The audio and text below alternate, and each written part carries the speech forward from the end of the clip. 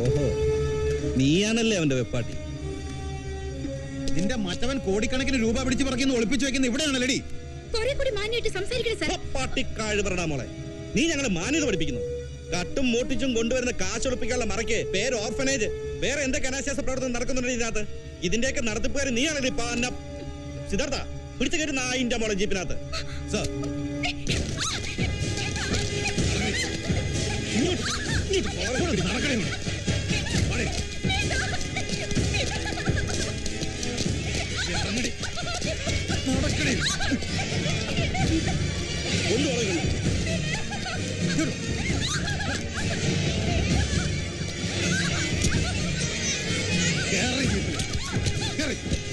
എന്നെ രക്ഷിക്കാൻ പിന്നാലെ വരുമല്ലോ രാക്ഷസൻ. അവനെ ഞങ്ങൾ പൂട്ടും, ഇരട്ട പൂട്ടിട്ട് പൂട്ടും. വണ്ടി എടുക്കണം.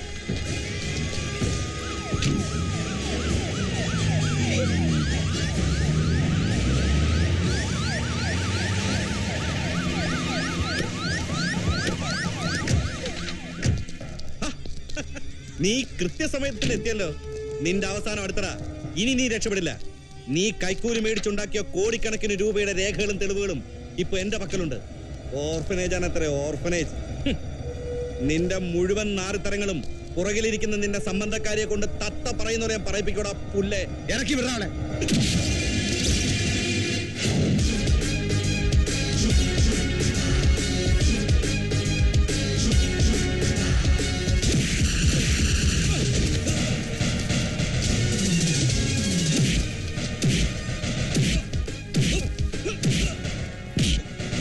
അതേരോ, ഞാൻ കോടികൾ കോഴ വാങ്ങി ഉണ്ടാക്കിയതായി കാണുന്നതൊക്കെ അന്ധരും മൂകരും ബധിരരും ബുദ്ധിസ്ഥിരതയും ഇല്ലാത്ത അനാഥ കുഞ്ഞുങ്ങൾക്ക് വേണ്ടി, അവരുടെ വിശപ്പ് മാറ്റാൻ വേണ്ടി, നിങ്ങളൊക്കെ കണ്ടാൽ അറപ്പോടെ ആട്ടി ഓടിക്കുന്ന പാവങ്ങൾക്ക് അന്തി ഉറങ്ങാൻ വേണ്ടി ഞാൻ ഉണ്ടാക്കിയതാ.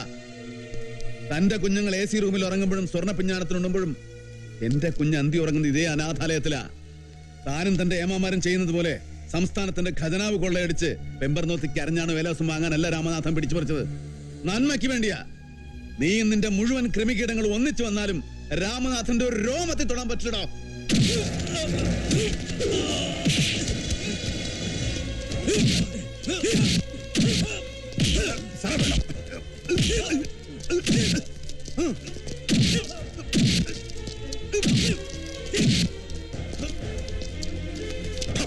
പിടിച്ചു കൊടുത്തല്ലിക്കുന്ന നായിന്റെ മക്കളെ.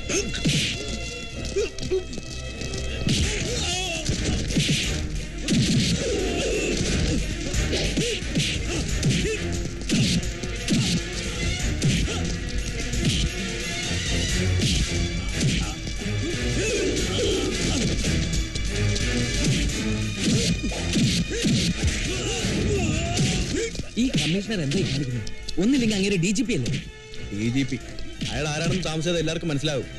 ചീഫ് മിനിസ്റ്ററിന്റെ സ്പെഷ്യൽ സാങ്ഷനുമായിട്ടാ രാമനാഥ് സാർ വന്നിരിക്കുന്നത്.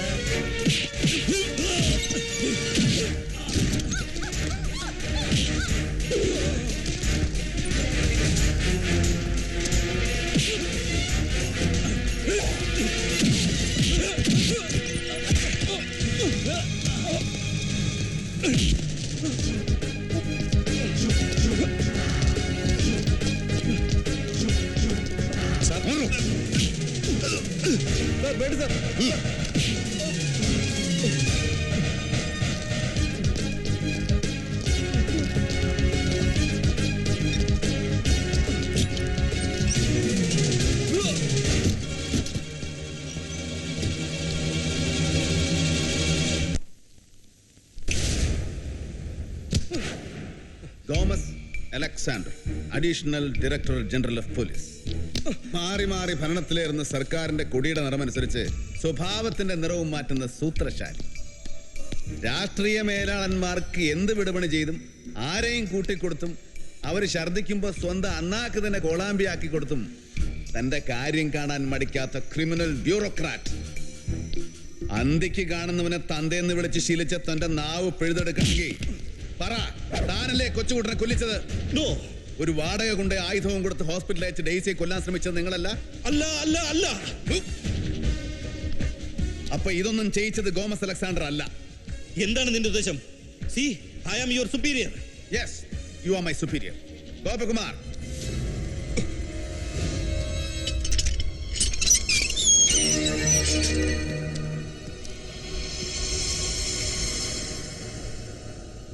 മിസ്റ്റർ സുപ്പീരിയർ ഓഫീസർ, ഇവനെ അറിയോ? ഞാനെങ്ങനെ അറിയാനാ? നിനക്കറിയാവിടെ യമനെ? പറയണം അതിന്റെ മോനെ. അറിയാം. കൊച്ചുകുട്ടനെ ലോക്കപ്പിലിട്ട് കൊല്ലാൻ നിന്നെ അയച്ചതാരാ?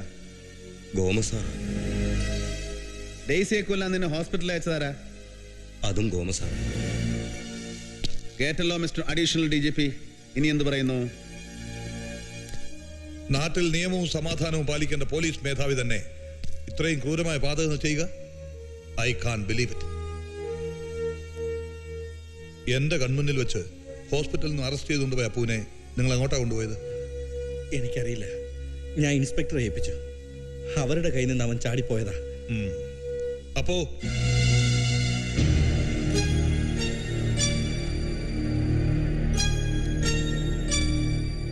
ഡെയ്സിയെയും കൊല്ലപ്പെട്ട കൊച്ചുകുട്ടന്റെ മൊഴിയിലെ പ്രധാന പ്രതി അപ്പുവിനെയും കൂടെ വകവരുത്തിയാൽ പിന്നെ കേസ് ഒരിക്കലും പൊങ്ങി വരില്ല താൻ ഉറപ്പിച്ചു അല്ലേ?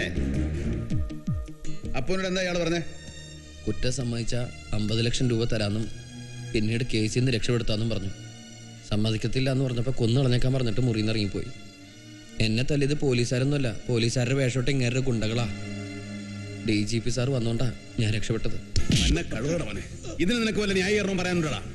ആറ്റുവാനനെയും കുടുംബത്തെയും കൊന്നത് കൂടാതെ എത്ര കൊലയാടാ നീ നടത്തിയത്? സത്യം പറ, ഇല്ലെങ്കിൽ നിന്റെ ശവമേ ഇതിനകത്ത് പുറത്തിറങ്ങൂ. കൊല്ലരുത്, ഞാനെല്ലാം പറയാം. സത്യമായിട്ട് ഞാനല്ല ആന്റണിയും കുടുംബത്തെ കൊന്നത്. വീണ്ടും കള്ളം പറയാൻ തുടങ്ങണം അല്ലടാ? സത്യമായിട്ടല്ല, ഞാൻ പറയുന്ന മുഴുവൻ കേക്ക്, അപ്പൊ നിനക്ക് മനസ്സിലാവും. എന്നാ പറഞ്ഞ് തുറയ്ക്ക്. എനിക്ക് ഇച്ചിരി വെള്ളം വേണം. ഗോപകുമാറെ, സാർ, അപ്പുവിനെ കൊണ്ടുപോയിക്കോളൂ. സാർ.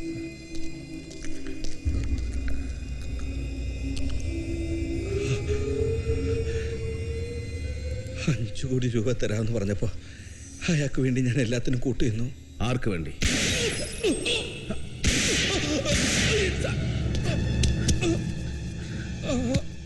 ആർക്ക് വേണ്ടിയാണ് സാർ? ആർക്ക് വേണ്ടിയാണ് സാർ? പറയ്.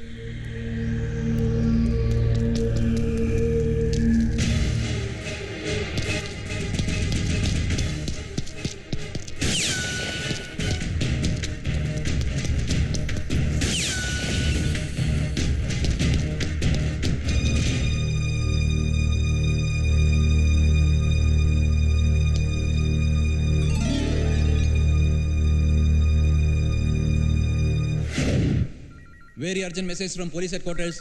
Very urgent message from police headquarters. Additional DGP Gomes Alexander വെടിയേറ്റ് മരിച്ചു. സിറ്റിയിലുള്ള എല്ലാ പോലീസ് ഓഫീസർമാരും ഇമ്മീഡിയറ്റ് ആയി പോലീസ് ഹെഡ്ക്വാർട്ടേഴ്സിൽ റിപ്പോർട്ട് ചെയ്യണം. ഓവർ.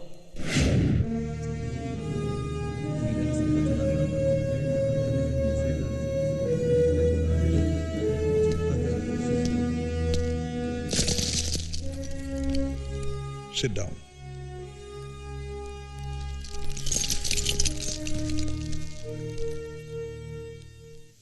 വളരെ ദുഃഖകരവും ഞെട്ടിക്കുന്നതുമായ ഒരു സംഭവമാണ് കുറച്ചു മുൻപ് ഇവിടെ നടന്നത്. ആ സംഭവത്തിന് ഉത്തരവാദി കമ്മീഷണർ രാമനാഥനല്ലേ? അങ്ങേരെ കൊലക്കുറ്റത്തിന് അറസ്റ്റ് ചെയ്യണം.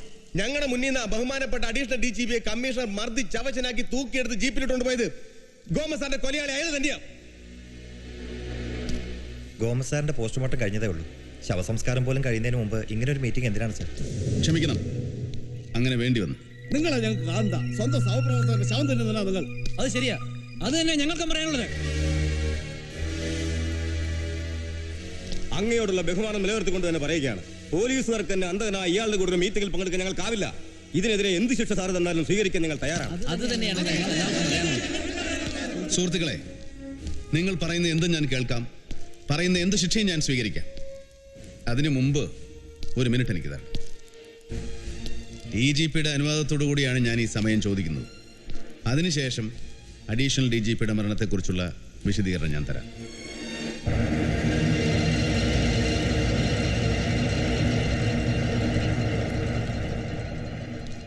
ഡിയർ ഫ്രണ്ട്സ്, പോലീസ് ഹെഡ്ക്വാർട്ടേഴ്സിൽ വെച്ച് അഡീഷണൽ DGP ഗോമസിനെ വെടിവെച്ചത് ഒരു പോലീസ് ഉദ്യോഗസ്ഥനാണെന്നാണ് എൻ്റെ നിഗമനം. ബോഡിയിൽ നിന്ന് കിട്ടിയ ബുള്ളറ്റും പോലീസ് സർവീസ് റിവോൾവറിലെ ബുള്ളറ്റും 0.5 ആണ്. അതുകൊണ്ട് എങ്ങനെയാ ഒരു പോലീസുകാരനെ കൊന്നെന്ന് നിശ്ചയിക്കുന്നത്? അതേ പോയിന്റുള്ള ബുള്ളറ്റ് ഇടുന്ന വേറെ റിവോൾവറുകളില്ലേ? ശരിയാണ്, അതുകൊണ്ട് മാത്രം ഒരു തീരുമാനം എടുക്കാൻ പറ്റില്ല. But I'm sure of it. ഈ കൊല നടത്തിയത് നമ്മുടെ കൂട്ടത്തിലൊരാളാണ്. Will find it out. Inspector Rajan, ഒന്ന് വന്നേ. നിങ്ങളുടെ ഷർട്ടിന്റെ പുറകുവശം കീറിയിട്ടുണ്ടോ? എന്റെ ഷർട്ടൊന്നും കീറിയിട്ടില്ല. കമ്മീഷൻ എന്താ ഉദ്ദേശിക്കുന്നത്? നിങ്ങൾ ചെയ്ത കുറ്റം എന്റെ തലയിൽ കെട്ടിവെക്കാനാ? ഹേയ്, കുറ്റം ഞാൻ തന്നെ ഏക്കാം, പക്ഷേ ഷർട്ട് കീറിയിട്ടുണ്ട്. ഇതൊക്കെ എന്തിനാ നിങ്ങൾ അന്വേഷിക്കുന്നേ? അന്വേഷിക്കാതിരിക്കാൻ പറ്റുമോ രാജ? ദാ, കണ്ടോ? ഇത് ഈ ഷർട്ടിൽ നിന്ന് തന്നെ കീറിപ്പോയതാ. ഇരുട്ടത്ത് കോറിഡോറിലൂടെ ഓടി മറഞ്ഞ രൂപം കണ്ടപ്പോഴേ നിന്നെ ഞാൻ സംശയിച്ചതാ. പക്ഷേ ഉറപ്പിക്കാൻ വയ്യല്ലോ.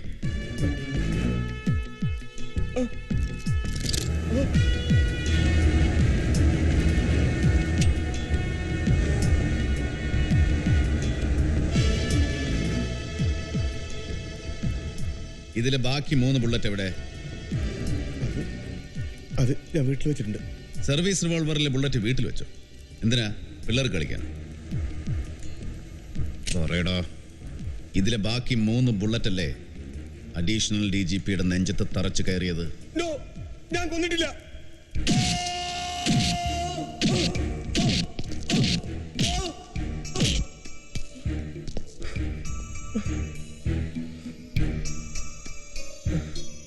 പറയടാ, ആർക്ക് വേണ്ടിയാ നീ ഇതൊക്കെ ചെയ്തത്? നീ പറയില്ലല്ലേ? പറയോ?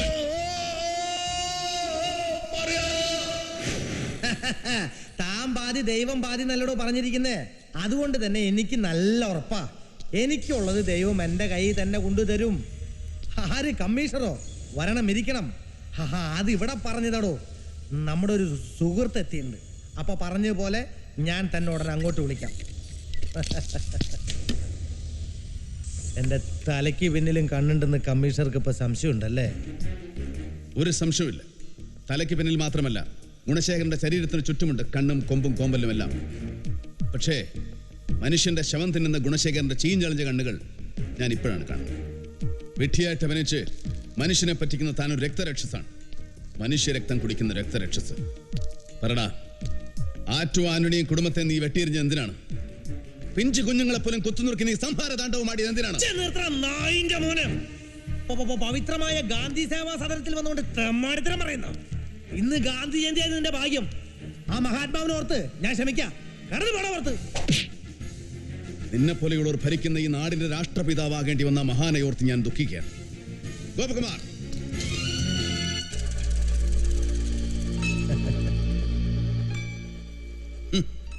ഇപ്പൊ മനസ്സിലായി കാണുമല്ലോ മൈ ഡിയർ ഹോണറബിൾ മിനിസ്റ്റർ. പൊതുജന സേവനം എന്ന നാടകം കളിച്ച് നീയും നിന്റെ സുഹൃത്ത് മന്ത്രി അവറാച്ചനും കൂടെ കട്ടുമുടിച്ചത് ഈ സംസ്ഥാനത്തിന്റെ ബഡ്ജറ്റിനേക്കാൾ വലിയൊരു തുകയാണ്. പണം കുമിഞ്ഞുകൂടിയപ്പോ നിന്നിലുള്ള ക്രിമിനൽ സടകുടഞ്ഞെഴുന്നേറ്റു. അങ്ങനെ ആന്റണിയുടെ ബംഗ്ലാവിൽ ആ തുക മുഴുവൻ അടിച്ചു മാറ്റാൻ നീ തീരുമാനിച്ചു. നിനക്ക് തുണയായി കേരളത്തിലെ അതിപ്രഗത്ഭനായ പോലീസ് മേധാവിയും. അവിടെ ഇരിക്കുന്ന കാശിൽ 10-50 കോടി ഹാവറാച്ചന്റെ കാണത്തുള്ളൂ. ബാക്കിയുള്ളത് മുഴുവൻ ഈ ഉള്ളവൻ നാട്ടുകാരെ കൊങ്ങയ്ക്ക് പിടിച്ചുണ്ടാക്കിയതാ. ചേട്ടനും അനിനും കൂടി അതിന് കമ്മിയാണ്ടില്ല. ഗുണശേഖരന്റെ ഗുണം അവരറിയും.